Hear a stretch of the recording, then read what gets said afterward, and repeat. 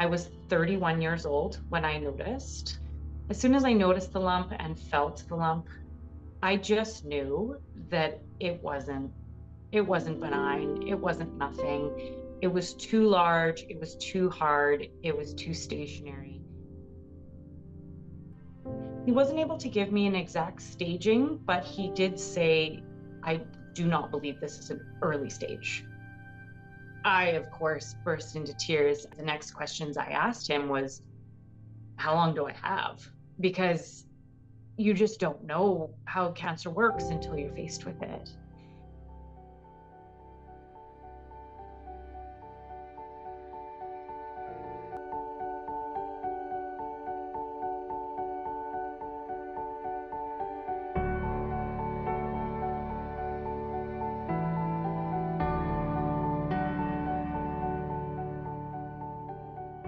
I am Christine Elliott, and I am from Saskatchewan.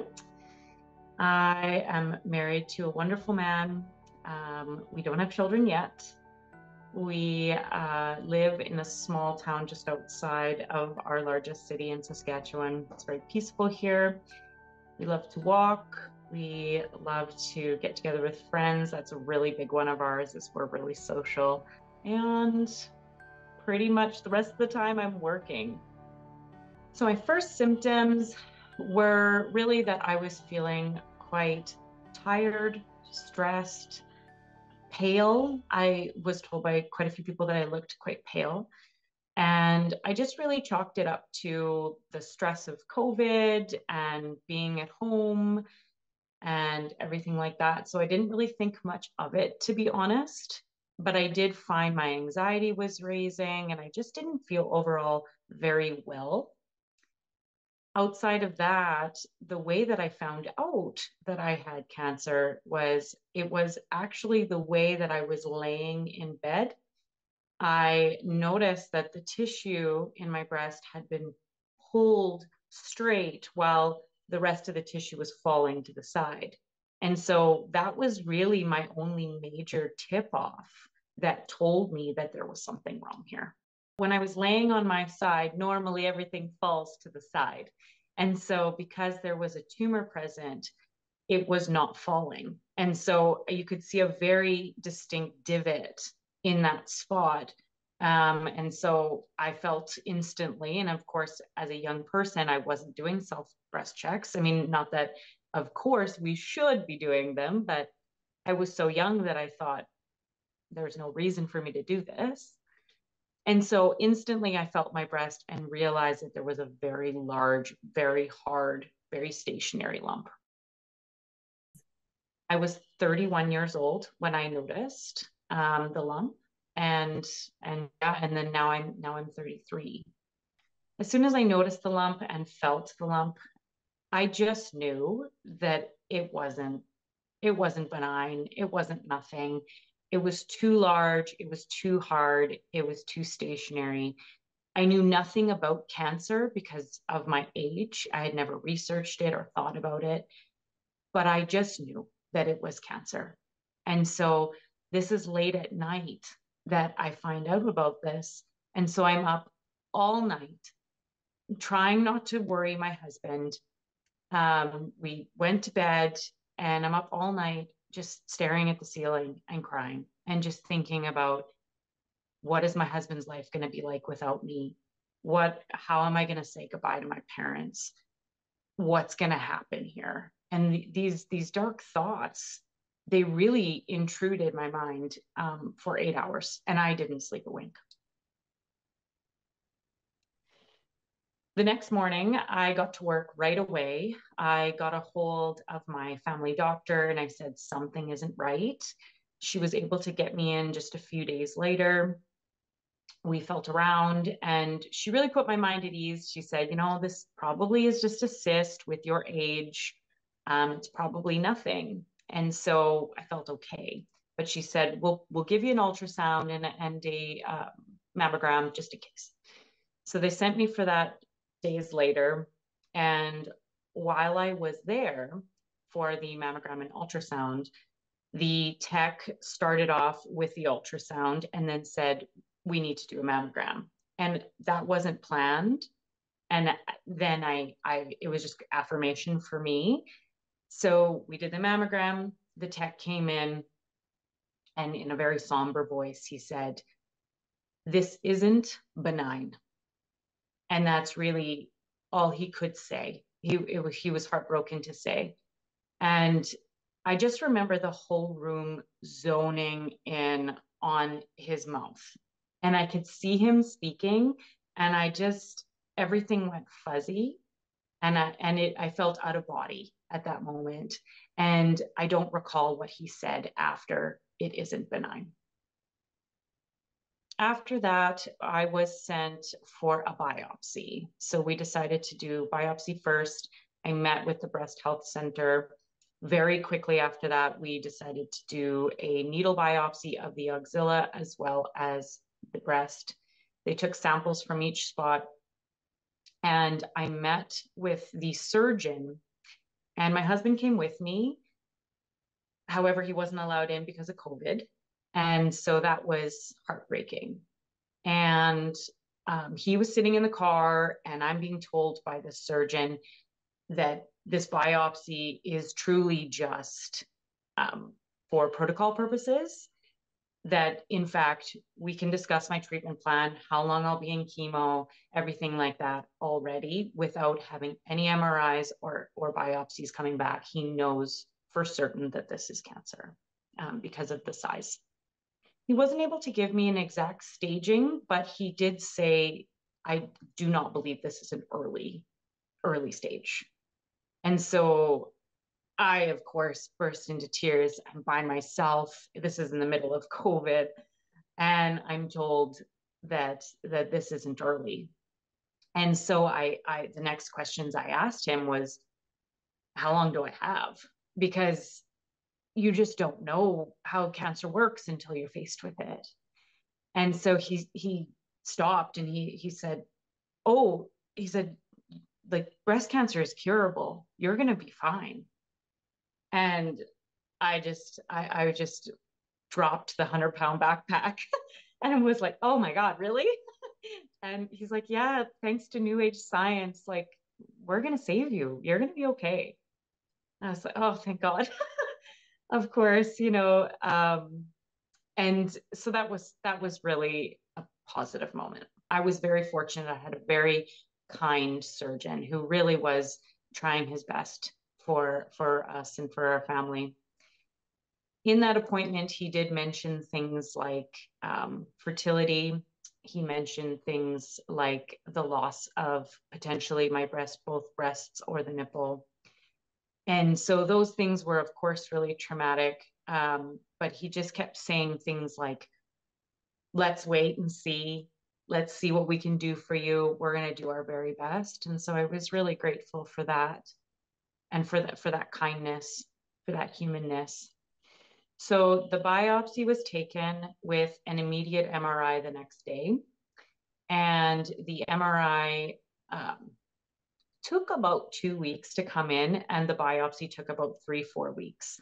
So you can imagine that period of time was absolute torture. We've got all these blood tests, all these, MRIs, biopsies, waiting, unsuredness, and everything like that. Telling your family that you don't really know what's wrong, but something's bad, and all of that. The MRI results came back, and they did come back as a stage 3 breast cancer tumor, coming in at nearly 8 centimeters with at least 2 lymph nodes involved from what they could see from the scan, suspicion of 4. I really was unaware of what all of that meant. I spent a disgusting amount of time on Google learning what does BI-RADS mean, and what does stage 3 mean, and do people survive that, and all of these types of things. Absolutely, I did feel somewhat left in the dark in that way. The doctors were doing their best, and they were one step after another, and they were moving as quickly as they could, but they were forgetting to tell me what it means. And that part kind of left me in the dark and truly just scrolling on Google far too much. The next conversation was fertility. So we needed to do treatment, but because I had waited, like many 31-year-olds do, I had waited and intended to have children at about 31. We were in the beginning stages of trying, my husband and we were unsuccessful. Looking back, thank goodness at this point that we were unsuccessful at that point. And so when this came up, he had asked, like, do you have intention of having children? And I said, yes, I do. And said we were, in fact, actively trying. And he said, okay, chemotherapy often renders you infertile. And that was probably the biggest blow of all of it, is that between my husband and I, we were meant for children. We just had put all of our time in traveling and experiencing and being with friends in our 20s, and we were finally ready. And so I of course asked, what are my options? And he said that a lot of people will do embryo freezing. So they'll take your current eggs, they'll freeze them in the embryonic state, and then hopefully, should you survive this and, should there be no further damage, you should be able to, in the future, have those babies that would be the eggs of a 31-year-old, because it takes time to be able to try again. And so, yeah, we launched straight into that. We were very comfortable to do that right away. It was kind of a do or die sort of situation. We knew that we had a choice, and it was, do we want to try to have our own babies? And the answer was yes. Um, I was a little leery of the process because there's estrogen involved, and I had an estrogen positive cancer, and I was aware of that at that point. But nothing was going to stand between me and my future babies. so so the decision was made, and we decided to move forward with it. Talking with my husband was difficult because, um, of course, we both really wanted to just live normally. We didn't want to be facing cancer. We wanted to be having babies with our friends and with our families. My friends and families they're living their lives, they're starting their careers, they're having babies, and I'm facing this. And so it did feel unfair to both of us, my husband and I, and it was a difficult conversation. So the process of going through fertility treatment is, there's daily medications, there's daily needles, there's lots of blood work, which I'm historically quite scared of needles, because I have really difficult veins, so that wasn't fun. And lots of appointments. So it's a very heavy duty time when you're going through fertility treatments. And then you add in the stress of this stage 3 diagnosis, and it feels like a distant memory thinking back to it now, because it was just so full on for 2 weeks that I don't know how I hacked that. Looking back at it, we have a strength inside of us that is extraordinary, that gets pulled out in periods like this. That I don't know how I got through, but we did. And one step at a time, we got to the point where I had lots of embryos. They were strained, and I assume it's because of stress in myself. But I had lots of eggs, and we were able to combine them and successfully come out with 2 healthy embryos. One of the advantages of having a later stage cancer is that things happen quickly. And so I was asked, there was a few doctors who pushed back on me going through the fertility treatments. They said, like, you need to get in now. And I was so firm that I was going to finish these embryo transfers before I was going to begin. So it postponed the whole process by 2.5 weeks. And there was a few doctors that were quite concerned about that. But the moment I was ready, they were ready and we moved forward. And so from the time that I was officially diagnosed, which was, I believe, August 4th, to the time that I started chemotherapy, September 9th, was approximately a month's time. And that was really getting the doctors in place, getting the oncologists in place, doing all of the uh, fertility treatments, and then actually entering into the chemotherapy stage of my treatment.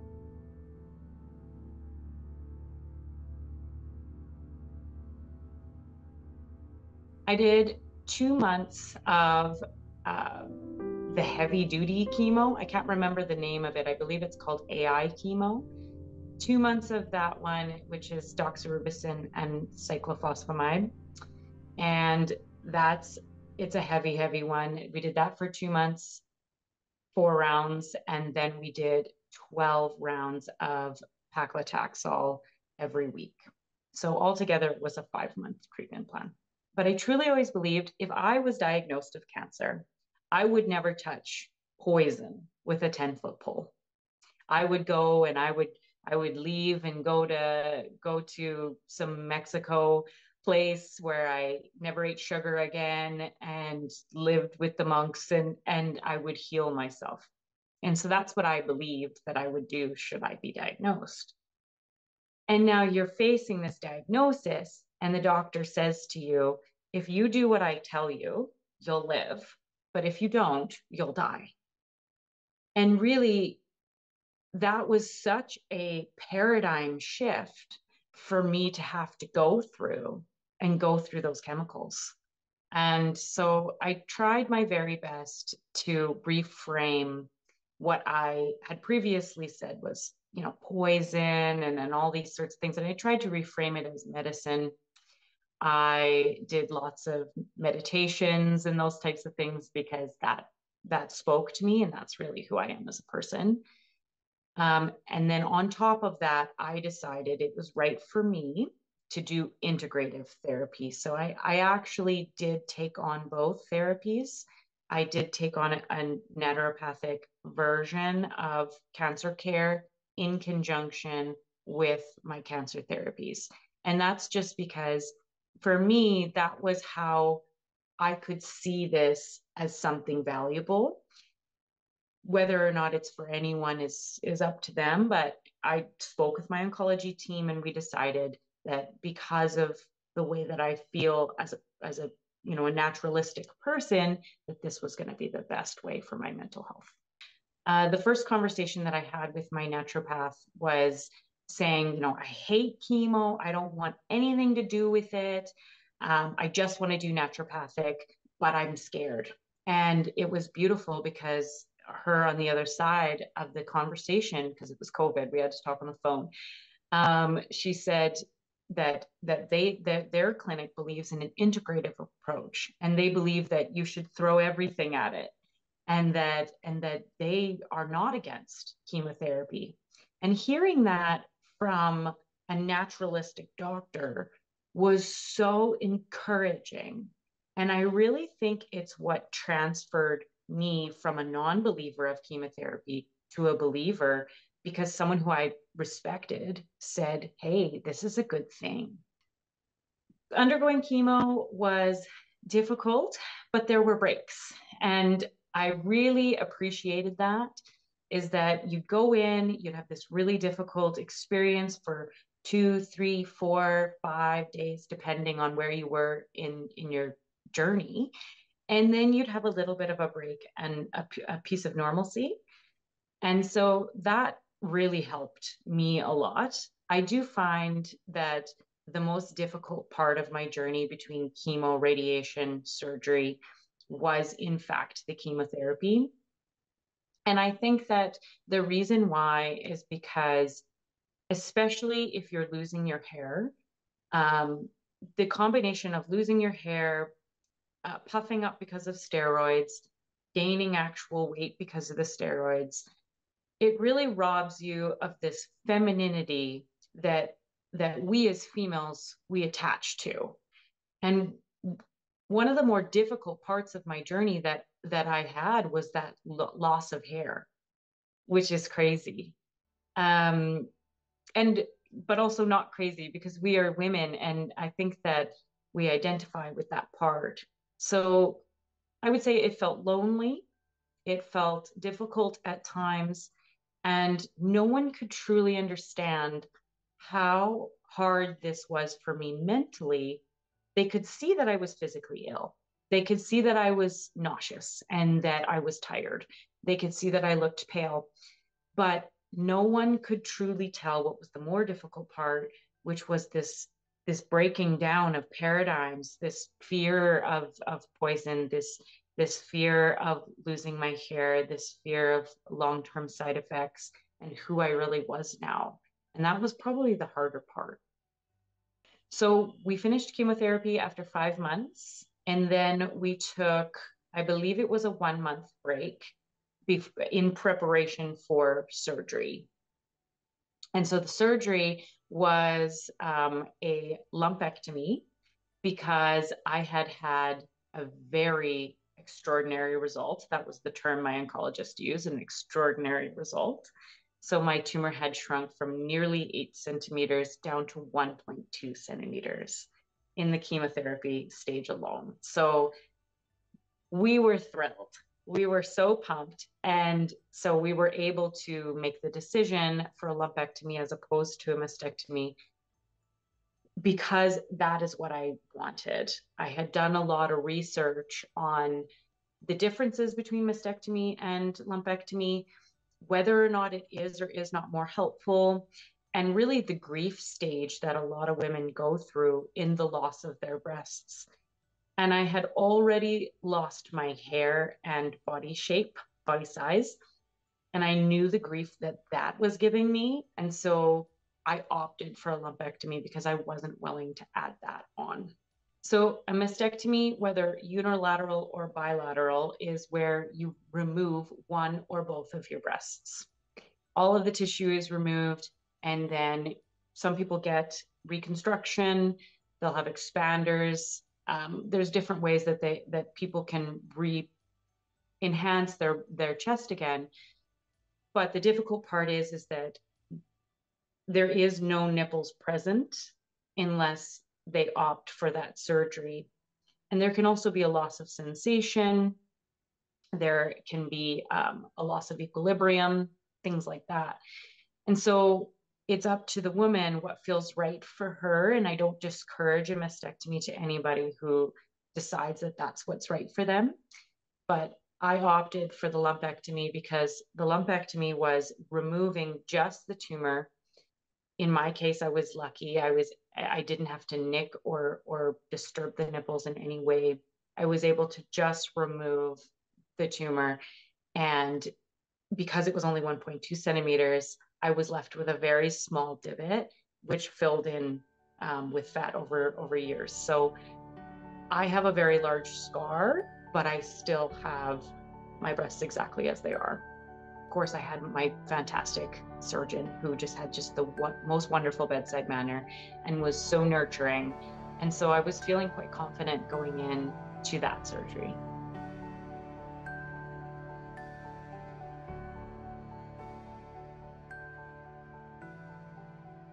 I do feel that there are times I'm still processing for sure. And this is 3 years later from my diagnosis. The really in survivorship, I had a difficult time with burns from my radiation, scarring from my surgeries. But really the difficult thing that I had a difficult time with was the weight gain. That was so hard. It really felt like salt in the wound, and a lot of trauma around how quick the whole process was, because the very definition of trauma is too much, too fast, and that's really what happened. And so I believe that I sustained a post-traumatic stress from that, from all of those things that happened. And so it was interesting. While I was in the process, I felt very like I can do this. I felt almost kind of invigorated in a lot of ways and very positive. But afterwards, in the survivorship role, I found myself very low, very disconnected from myself and my body. I felt depressed, really, in a lot of ways. And all of that trauma kind of came flooding back. And so it was interesting that I didn't expect it, but the survivorship stage was more difficult than the journey itself mentally. I would say that truly cancer, it teaches you a few things. It teaches you how to be self-compassionate because you have to be. It teaches you how to ask and allow people to help you because you have to. And it can be the beginning of something beautiful. I know that for me, as difficult and ugly as cancer was for me, there was still so much beauty. And what that beauty was is that I've become 100% present in my life. I don't fear really anything anymore because I know what fear really looks like. And I've become completely unapologetic about who I am and what I need. And so cancer is not inherently a blessing, but I believe that you can make a choice. I believe that you can make a choice to make this trauma mean something to you and bring you into the type of person that you've always wanted to be.